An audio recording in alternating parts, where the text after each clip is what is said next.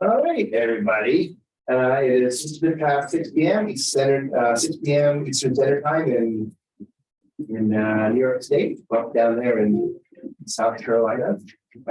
David Edwards, president of Paralyzes New York City, about Farm, president of Farm Associates. He's a hitting coaches. People have asked me, who's that guy? So I thought I would give you a ad every single time. You're here. So let us begin talking about one of my favorite subjects, fear, being afraid. We know that fear is the number one driver of decision-making processes. And the reason we respond to fear so much in the first place is based on our caveman ancestors. 10,000 years ago, you were a caveman or a cavewoman walking through the woods, and you heard a snap of a twig behind you, you would just fall.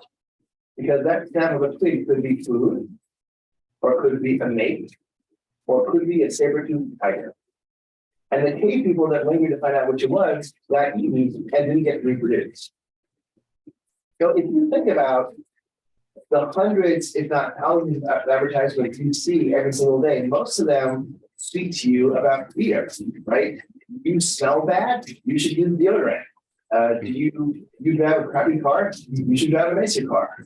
And then if you're in the media business, well, what do they used to say? They used to say that bad news was good news and good news was no news.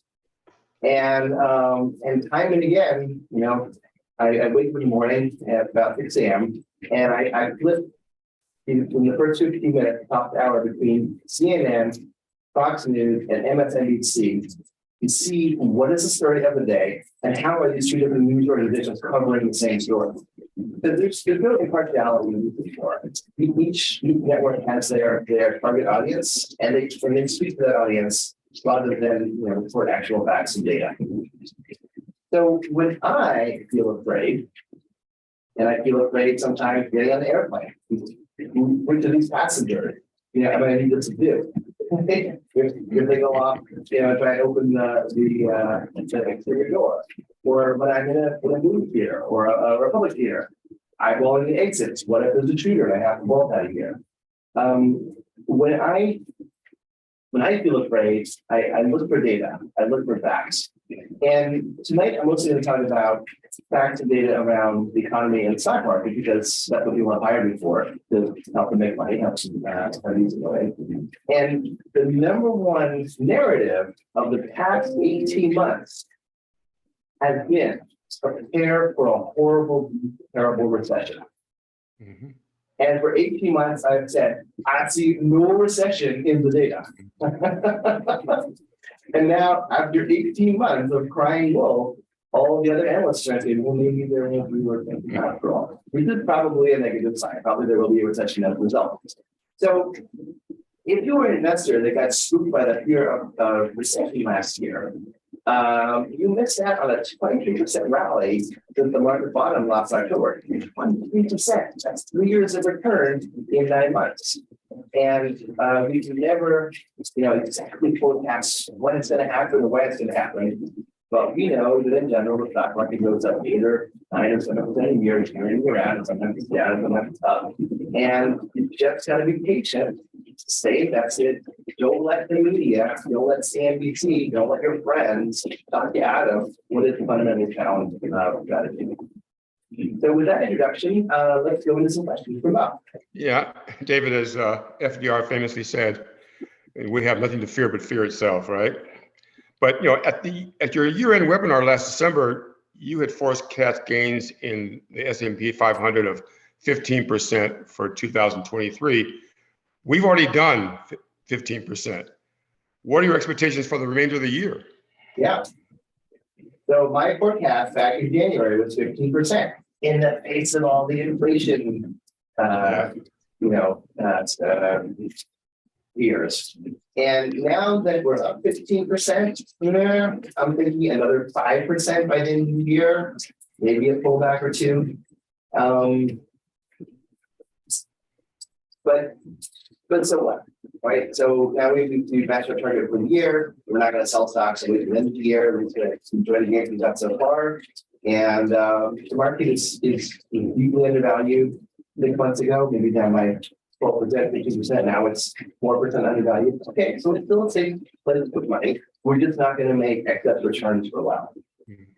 More importantly, I would remind people that the drivers of the stock market are three things. One is company revenues, two is company earnings, and three is interest rates. So the company revenues are still coming in strong. Company earnings are not bad. They're accelerating, but they're not bad. They're positive. And interest rates, the single biggest driver. We've gone from 0%, 5.25% in 18 months. That's pretty brutal. What that bond market. Probably the Fed will raise 2 more times this year. It might not be done by June. We're going to keep running a little bit longer. But then we're into next year, and I think stocks will go up once again. On average, they go up 4 years at a 5. Unless something really horrible happens, we'll stay investing and keep growing. Speaking of fear, we feared that the recent debt ceiling crisis might lead to a financial meltdown, but Congress, the White House, crafted a compromise that prevented that from happening. But what's your take on all of that? And is the government shutdown looming again over the budget battle this fall? So this was sheer brinksmanship between the Republican Congress and the Democratic White House. The sort of the barn burner Republicans, what? Economy smashed, look like a turkey down, and that's all good. But then there's the Republican donor class that heavily invests in the stock market and is not really cool with that at all. No. So they got on the phone and called McCarthy and the other congressional leaders and said, look, you got to figure this out. And in the end, the Republicans blinked. When Biden got pretty much everything he wanted, and actually pulled into May a battle that was really fought in September and October and all some other styles. But we're already kind of past the budget negotiation. The one area where the Republican Congress did get their way was they got a reduction in spending at the IRS. And that's unfortunate. Every dollar that we spend at the IRS yields between $6 and $8 in additional taxes. And there's a bill in Congress right now to further slash IRS, funding. I just don't get why you would do that if you're all about deficit reduction. Well, the easiest way to reduce the deficit is to make sure that everyone pays their fair share of taxes. But the Republicans are most taxes, so they're fighting for it. We need to keep an eye on 2025, and that is the year that the Trump tax cuts expire for individuals. Corporations, only for individuals. Now, there'll be a lot of fear raised about that as we get closer to the date. I just want to remind people, hey, do you remember how much of a break you got from that Trump tax cut? It was negligible. Because, unless you're in the top 0.1% of the taxpayers, you didn't even notice it. Exactly. So when those taxes expire, for everybody listening to this webinar, you won't notice the tax rate go up. What I would like to see is tax rate of corporations go up, but that will be dependent on Democrats controlling the White House and the Senate and the Congress, and that's just a big question mark. On a related note, the rate of inflation is down by over half from a year ago. Was that a result of the Fed's design or just sheer luck? And how do we reduce it even further? Yeah. So we talked a lot last year about what causes inflation. And there is inflation because there are expectations, people demand more wages, and then the wage spiral, blah, blah, blah. We've seen that in the past. We've also seen inflation as you go from one kind of economy to another. So in the 70s, for example, we went from a manufacturing economy to a service economy that caused a lot of disruption. But there's a third kind of inflation, which is what I call war inflation. So we had inflation caused by the war on the coronavirus, and we had inflation caused by the war in Ukraine. And that created huge disruptions in the world economy. And really busted up supply chains. And all of a sudden, you wanted something, you had to pay up. Yeah. So That more inflation is coming down now. People got all the stuff they wanted during the pandemic. People haven't worked their way around the conflict in Ukraine. Now stuff really swing that way. So that helps a lot. And then also the one area where the big increase in interest rates really hit home was on home sales. Yeah. So we haven't seen home prices come down that much. We've seen the volume come way down because people who are selling haven't yet grasped the reality that the monthly mortgage payment on their house they want to sell is double what it was a year ago. And people can't afford that. We've actually grossly underinvested in housing since 2009. We were overinvested in real estate in 2008, big real estate bust, and then underinvested for the last handful of years. So that is the single most sticky part of inflation right now is housing costs. And that will not come down until we build more houses. So 4%, 3%, heading to 2%. I don't see how raising rates anymore would really make that much of a difference. A new norm for a while, right? A new normal for a while. Speaking of real estate, work from home looks as if it's here to stay. And how can commercial real estate markets recover in the major metros across the country, given that reality? Yeah, you see the work from home movement strongest in those cities with the worst commutes. So that would be New York City, Boston, Los Angeles, San Francisco. Mm-hmm. You know, if you're in Topeka, Kansas, and it's 15 minutes no matter what, going to the office is not that big a deal. My wife and I had this huge debate about what's better for work. Is it better to be working remotely and spending all your time on Zoom, or is it better to be in person, seeing your colleagues down the hallway? And there'll be an interesting dynamic, try to figure that out over the next few years. In general, what I've seen is that work that requires collaboration, and spontaneous head down with the door and ask them a quick question, really benefits from being in person.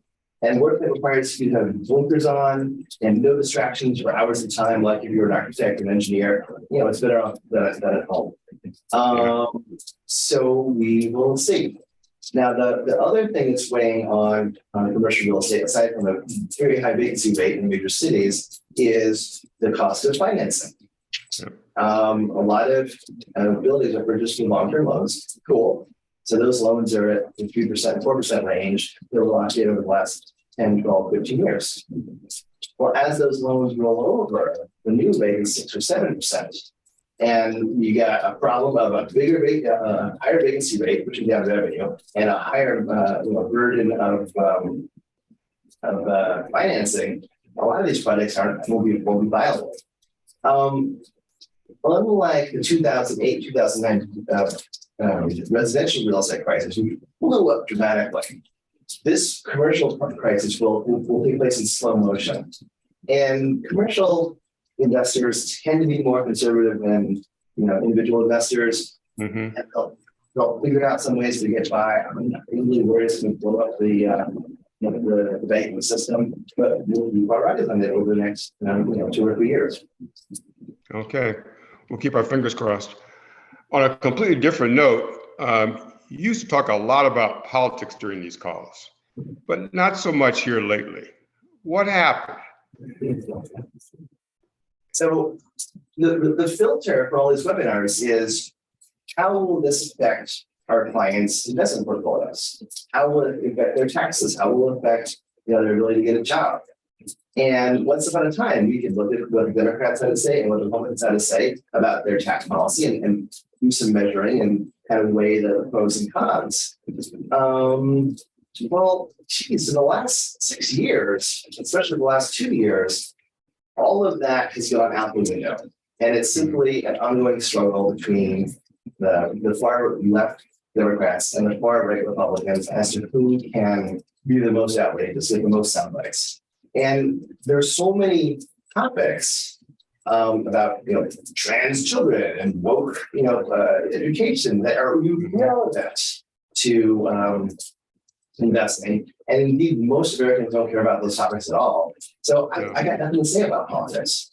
I will give one forecast for the 2024 election. I will say that it's going to be Biden and Harris on the Democratic side. It's going to be Trump and either Nikki Haley or possibly Tim Scott on the other Republican side. And my opinion is that when Trump lost 3 million votes in 2016 by 7 million in 2020, I think he'll lose by 12 million in 2024. It's the electoral college that really matters. And I don't know how it's going to play out yet. So we'll just keep watching and waiting and try not to get too upset about it. Hear, hear. Any questions out there? I did a quick scan of the audience and I don't see any questions yet. We'll give people 1 or 2 more minutes to get something in. And then if not, we're going to call it an early evening. It's the first week of summer. And I'm enjoying it. It's hot, it's humid, some California turns me by.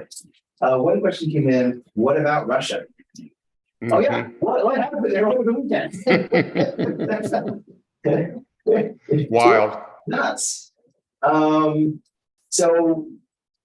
So we talked less about the war in Ukraine in recent webinars. We focused on it a lot last year because we really didn't know how badly it was going to go.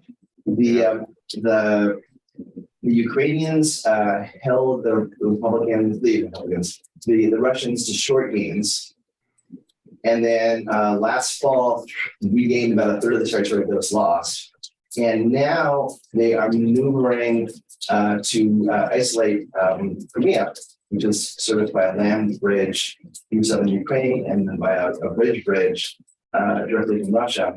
And I feel like that's going to be the big collapse in the next 3 or 6 months. But meanwhile, Putin, he needs to be the strong man, and this war has gone very badly.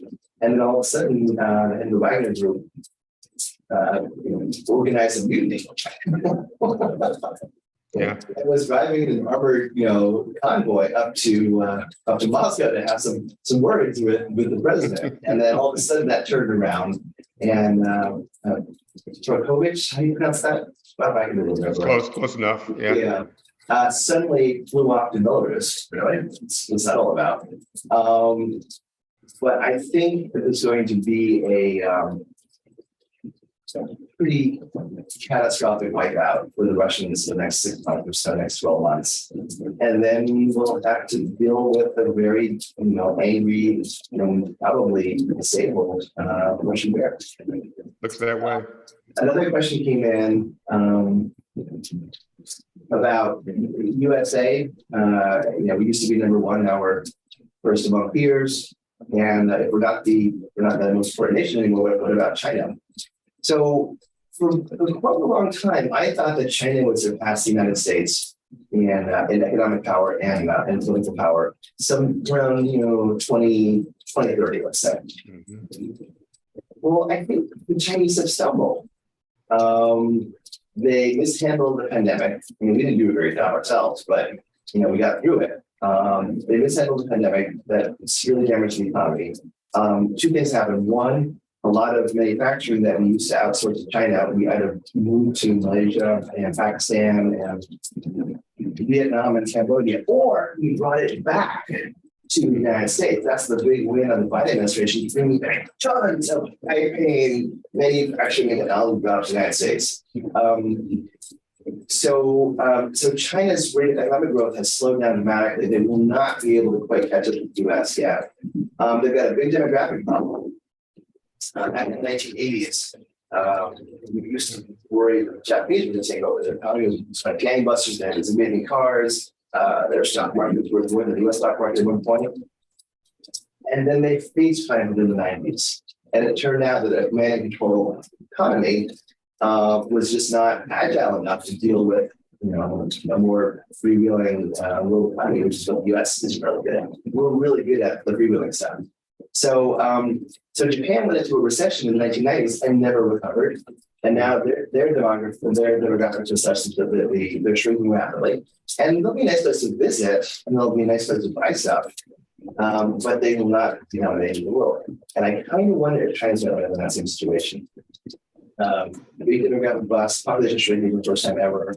No longer the low-cost manufacturer, but not agile enough to switch to services. So it's worth keeping an eye on China, but particularly as they have their eye on Taiwan, which is the number one source of our semiconductors. So we want to make sure that place is safe. Exactly. But I don't think they're going to be number one. I think the US, for all our problems, is still going to be number one. Indeed. Well, that was our questions for tonight.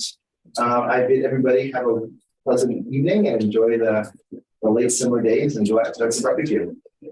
You're here. Thank you, David. Yeah.